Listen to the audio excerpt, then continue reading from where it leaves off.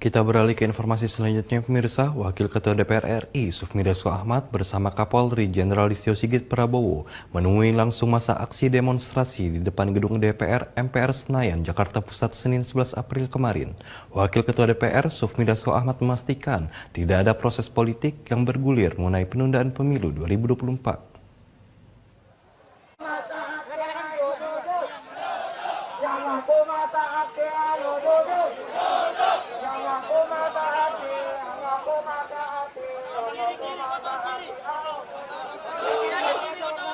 Tidak ada yang tindakan represi sama sekali dari mahasiswa.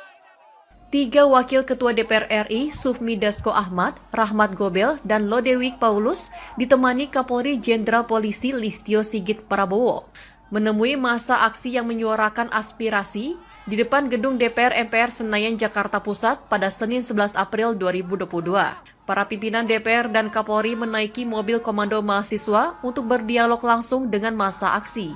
Di atas mobil komando, Dasko berjanji akan menyampaikan aspirasi mahasiswa ke Presiden, sekaligus memastikan pemilu 2024 akan tetap berlangsung, sesuai proses politik yang sudah berjalan di DPR. Di hadapan para mahasiswa, Dasko menegaskan tidak ada wacana penundaan pemilu 2024 yang bergulir di DPR. Selain itu, terkait kenaikan harga, Komisi Teknis DPR juga akan tetap bekerja memantau harga bahan pokok dan berkoordinasi dengan pemerintah sekalipun di tengah masa reses. Proses masalah penundaan, perpanjangan atau periode ketiga itu harus melalui proses politik di DPR. Sementara proses politik yang terjadi di DPR sekarang ini adalah proses antara KPU, pemerintah, dan DPR itu dalam hal pembahasan tahapan pemilu.